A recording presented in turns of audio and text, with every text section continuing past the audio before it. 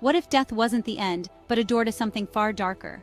What if, after your heart stops beating, you're not free, but trapped in a world more terrifying than anything you've ever imagined? Meet Marcus Harris, a man who thought he understood life, until his death revealed a nightmare far worse than he could have ever feared.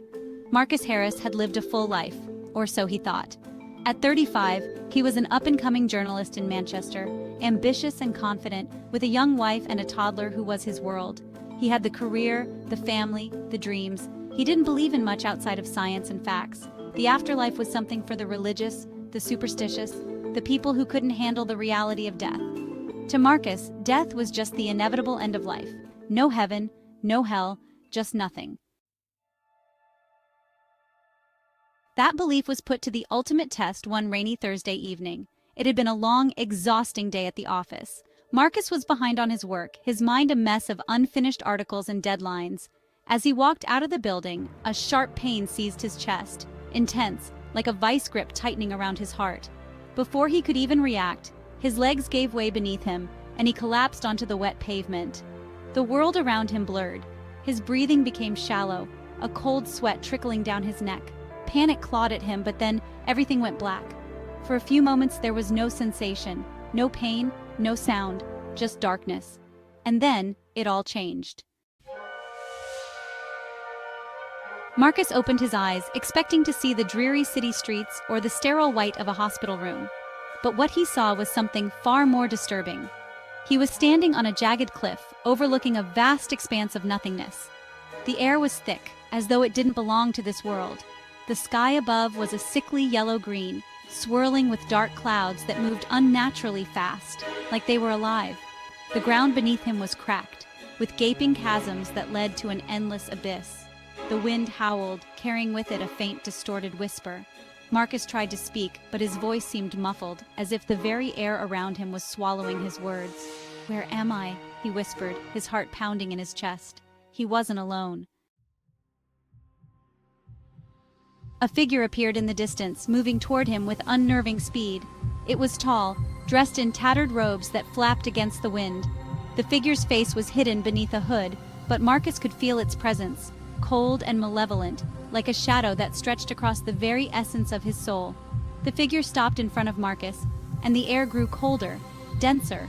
The figure tilted its head, as though studying him. The voice was like the scrape of nails on glass, unnatural, hollow. Marcus tried to step back, but his legs felt like stone. His body refused to move. Marcus asked, his throat dry. The figure's hood shifted, and Marcus thought he saw something dark and twisting beneath it, like a void that threatened to suck him in. The figure reached out a skeletal hand, and the world around Marcus began to shake. The ground beneath him cracked open with a deafening sound. The figure extended its hand, and Marcus was drawn forward, stumbling helplessly toward the void. As he reached the edge of the cliff, he could see the shadows below, creatures that looked like humans, but their bodies were twisted, their faces deformed into grotesque masks of pain and suffering. They were reaching out for him, their eyes hollow, their mouths silent, as though begging for release. Marcus screamed, trying to pull away, but the force pulling him forward grew stronger.